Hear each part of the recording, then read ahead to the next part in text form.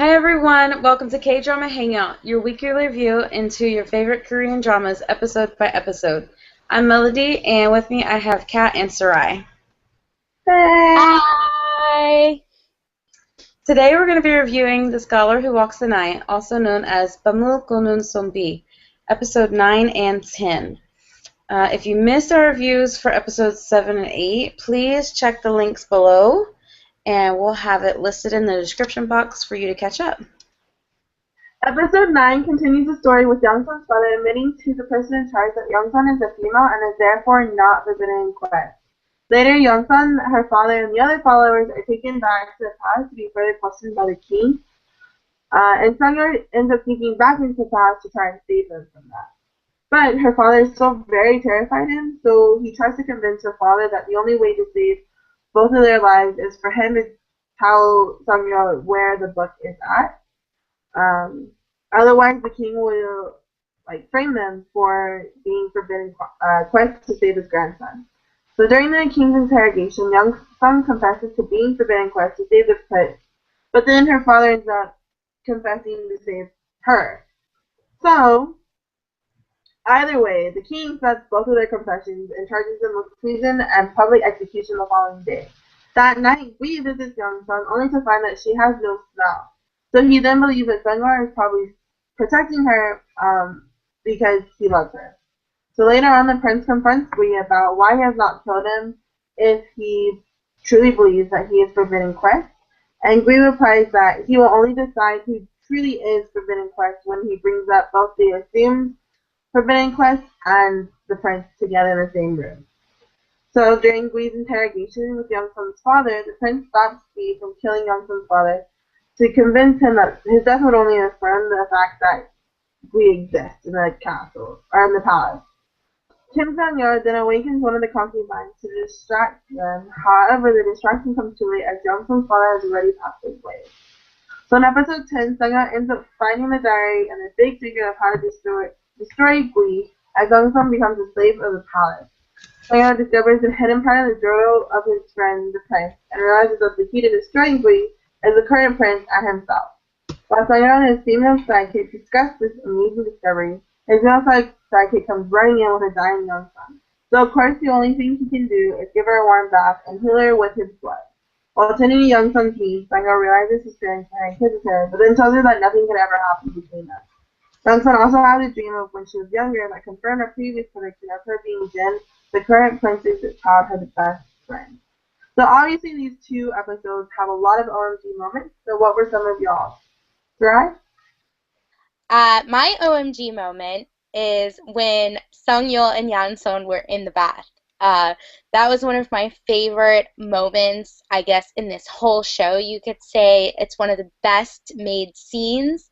First of all, I want to be her in the bath. But I also love it because it has so many hidden meanings in it, especially about the fact that they are two people who love each other who can't really be together, and the fact that the blood is like sacrifice and sacrificial. So I know there's a lot of hidden meanings within it. So I'm going to say that that is my OMG moment so far. Yes. Yeah, that was a good scene. That was like it really like evolved their relationship to me. It took their relationship like a little deeper, because I mean you always knew that he was like already like trying to hold back his feelings for her or whatever, because he knew that he wouldn't be able to do anything or like allow the relationship to grow. Um, but with that scene, like his like total care for her and like when she was even laying down after like still recovering and she woke up and he was talking to her and she confessed to him and he confessed to her, so it's finally like thank you for at least acknowledging it, dude, like geez. Finally.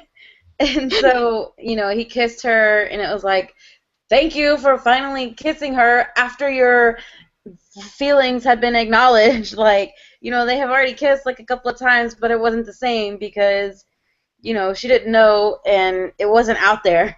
So like that whole scene, yeah, it just evolved their relationship for me, and it was much needed. Yeah, Definitely. Melody. I mean, as you guys already know, I was not a fan of the two leads together. Just the chemistry wasn't there. But that bath scene kind of made me look a little bit more into their relationship together. And not saying I'm 100% converted, but I can see now a little bit of the chemistry that's supposed to be there. Yeah, So that's why it's a good scene. yeah. Kat, what about you? Definitely, that's also one of my own key moments. Was the kissing. Like, yeah, I think I fangirled really hard during that because I was like watching, because you know how they do like this close up and you can kind of see how he kisses, and I'm like, damn, he's like a really good kisser. Like, oh my gosh, I love his kisser. So that was definitely one of my OMG moments. But then also my other OMG moments, I had a couple. So when she had that dream later on after the bath, and like they Yeah. confirmed her prediction, I was definitely like, oh my gosh.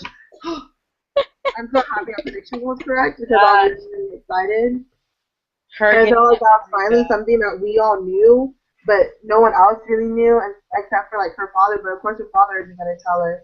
So I was really excited that that finally became like acknowledged, I guess. And then I had another OMG, but it was more of a WTF kind of moment.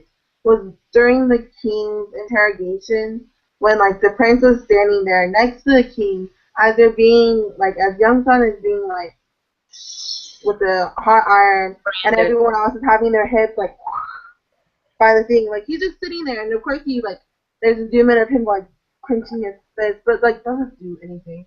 So I was like, what the heck? Like you obviously know that you are you, so why aren't you like saying if you're already that was a fly. If you're already thinking of that, like you already know and you're already thinking of coming clean, why wouldn't you say that? So I was like kind of like, what the heck? And then of course like Young Sun like has her flashback memories of when she was telling the prince before she knew the prince was the prince and all that jazz that she was like he gave us like hope, Forbidden Quest gave us hope and all this kind of stuff, and so she was like confessing for him, like to protect the prince. And I kind of wish there was like a little signal that the father could get, like, hey, I'm trying to save someone's ass. Don't butt in, because when he butted in, I was like, oh, there you go, messing up the plan. Now there's not going to be a triangle because it's not going to work. It's gonna go. And as you can tell from our previous video, me and Melody both have second lead syndrome right now, where we really love the coupling with Young Sun and the Prince. Like, we really want that to happen, even though we're not. It's not gonna happen. Mm. So yeah, I was really what the heck gosh OMG moment. But yeah, Yeah, what's that was definitely an OMG moment for me too. That was a really heavy scene for me. Because you see on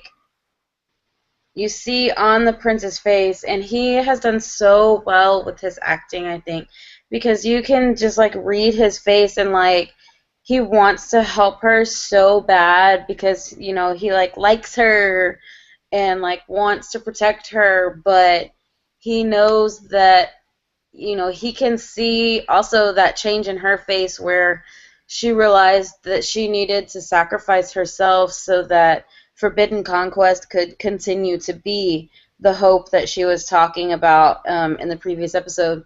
And so you can just see in his face like it how it physically like pains him that he can't protect her right now because he I guess decides to grant her wish that she like conveys with her eyes to him that she's gonna protect him as Forbidden Conquest or Forbidden Quest.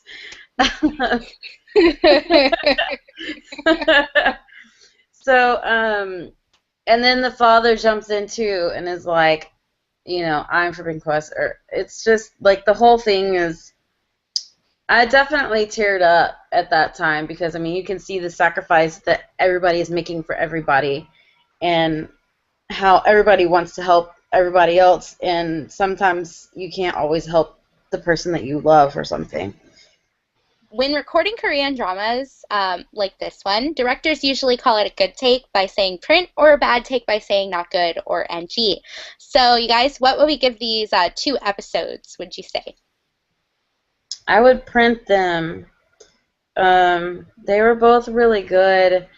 Um, whenever I had watched them, I'd only had like 1 hour of sleep in the past 48 hours, so I fully expected to like start it and just be like, I cannot finish this right now. I've got to take a nap or something before I finish it. But I got through them both, back to back without having any problems of, I need to take a nap or I need to take a break or something like that. To me, it just goes to show the attention. Like it just kept my attention, even though I was sleep deprived. I was able to get through them and just be like completely, taken with it and not remembering that I was so tired. So I will definitely print both of them because they kept me awake. Yeah. Yeah, I was having a cat moment. I was falling asleep on episode 9, and episode 10 kept me wide awake. But Wait, you episode froze? 9, I was kind of falling asleep, but I was paying attention. So that was working out. But I would print both. I say the same. A lot of things happened, and very important things happened, especially leading us to the plot, and that's what I usually look for. Moving toward the plot, we're good, so I'll print them. Yeah, me too. I would definitely print both of them. Like I said, like last week, I fell asleep in episode 8, I think, and so I thought like I was probably gonna fall asleep at least one time in one of these episodes, but no, like I ended up watching both of them, and I really liked it, and I liked how the story's progressing and everything like that. So I would give these a print, and I'm excited to see what's going on. So, my favorite part of the evening, prediction time. Okay, what do you guys think is going to happen within the next episodes, within the rest of the show? Let's talk. Okay. My biggest prediction that I had at the time was that Young Sol is going to end up being Gui's daughter.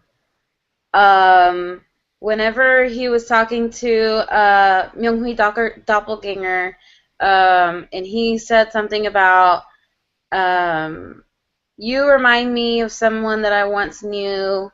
You're very driven or something like that. And she was like, did you have feelings for this person? And he was like, yeah. And she said, well, what happened to her? And I thought to myself, he done eaten her. That's what happened. Like he sucked her blood dry. That's what happened. And he straight up said, I killed her. He killed her. And I was like, stupid question. Like I already knew the answer to that. And and she said something to him in response, and he said she bore my child. And she asked what happened to that child, and he said it's likely died. It was 200 years ago. And so whenever he had said that she had his child, I thought that's how Young Sul gets tied into being part of the solution of killing Gui, because we already have the prince who is the human or the king's will, and then we already have Sung Yul, who I was at the time thinking it was going to be he was going to be vampire hunter. And then whenever he said that, I thought that Young Sul was going to be the vampire hunter. So it would be that like Sung Yul and Young Sul would change places, where Sung Yul ended up being like the maternity line or whatever. Like you follow through the the mother's line lineage. Um, but when he said that it was 200 years ago, I did the math and I'm thinking, okay, well, if it was 200 years ago, then Young Sun wouldn't have only aged from age human years from 1 to age 8 in 200 years, and then all of a sudden started aging naturally in the next 10 years. So that kind of knocked that out of the way. But Young Sun is still somehow part of the three people who is needed to kill Gui. We just have to figure out her birth mother's like lineage and like how she's tied in. Melody, I'm the same. I am like when I heard that Gui was saying, "Oh yeah, I had a child and that child's probably gone or whatever, dead." I was like, "Oh my gosh, that is Young Song." Like that was my immediate thought was like because we know she's a main character for a reason. Like he has to be doing something within the main plot, and I know it. So, I mean, but I didn't think she was the vampire hunter part of the killing Gui. I thought she was the lineage. I still thought she was the lineage, but I thought it would be a crazy twist if if that was Gui's child. Like, that would be, like, totally insane. I'd be like, you Yeah. know? Yeah, I only thought My mind would go crazy. I only thought she was the vampire hunter part of it because he specifically stated that a child who is part human, part vampire ends up killing vampires. Exactly. So Yeah. whenever he said that, I thought, okay, well, that's how she becomes the vampire hunter that is tied into killing him. That's what gave me the idea that she was the vampire hunter part of it. But sorry, Yeah. continue. No. I mean, I totally agree. But now that we're talking, I'm thinking that maybe her birth mother, her actual birth mother, is going to play a role later in the story. So I'm really curious to see if maybe that's what's going to happen because I mean, Melody, usually you're on point with predictions, you know? Especially like the Jin, you got that, man. You got it like on point. So you're like the bomb of predictions. But I mean, I'm thinking that it's gonna happen. I want to know a little bit more about Young Sung's mom and who Yeah. her mom was. Like that's just really yerking me right now. So I guess that's my prediction. But Kat, do you have anything? Any predictions? I think at this point my predictions are pretty similar to y'all. I definitely think that like the prince is in it. Like, that Sungyeon is going to be the vampire part. I do think that. But before I was like really hesitant to like say I think Jongsun is enough to like is his child. But that kind of makes sense because she's the only one where we don't know the mother, I guess.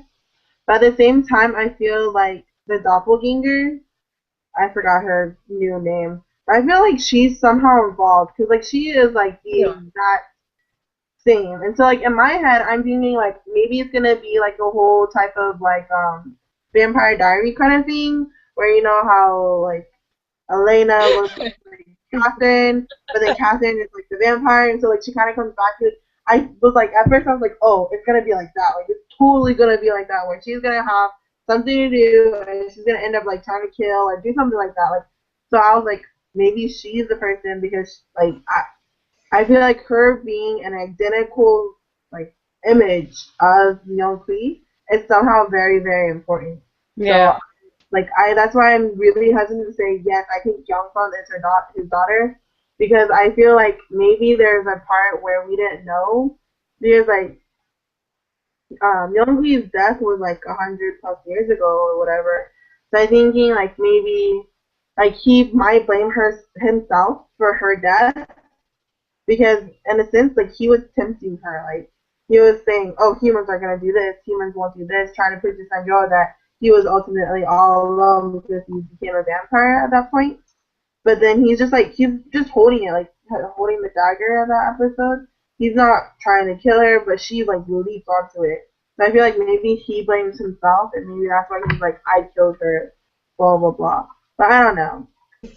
I have another prediction. Sungyeol's female sidekick, she's still like salty about him being in love with Young Sun, and um, she overhears Sungyeol telling the male sidekick that once Gui is dead, he plans on following the natural order of life and dying. So there's a reason she overheard that. There had to be a reason she overheard that.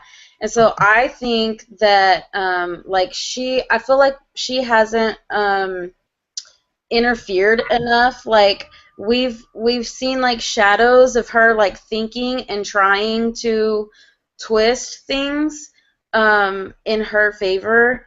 And so I feel like we haven't seen her do something bad enough yet. And I feel like she's going to end up trying to sabotage the plan of killing Gui so that Sung-yul doesn't kill himself yet. So, like, she overheard that, and now she's like, I can't let him kill Gui because then he's going to kill himself, and I'll never see him again, kind of thing. So I feel like she's going to end up sabotaging whatever plan they come up with, or trying to at least.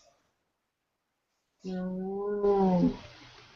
I think I think yes to that, and I'm also kind of no to that too. I feel like she would have to be in a predicament where she can't think. Like it's like a spare of the moment, have to do it right now type of thing.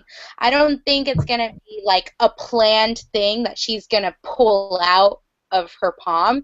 I think she's gonna be in a predicament where she has no choice and she feels this is the only way she's gonna help him, help Sung-yul stay alive. And so she just does it because she thinks it's gonna work. Yeah. That's the only way I could see her like stabbing in the back, Oh, I'm hoping that she's becomes a good character. Like I'm hoping that she is a very nice person and that she just tries to bring Yang Sung and Song Yul together. That's what I'm hoping for. Yeah. So I You're can dream. hoping that she gets that, like, oh, I'm so in love with him. As long as he's happy, I don't care if he's with me or not, kind of Exactly. Yeah. thing. I hope. I'm a hoper. I'm a hoper and a dreamer and a wisher and a prayer. And I like action. All right, well, that's it for this episode. Thank you guys for watching. Don't forget to subscribe. If you want to follow any of the reviewers, you will find their links down below. Okay? Come out and hang out with us next week as we review episode 11 and 12. Till then, keep it dramatic. Bye, guys. Bye. Bye.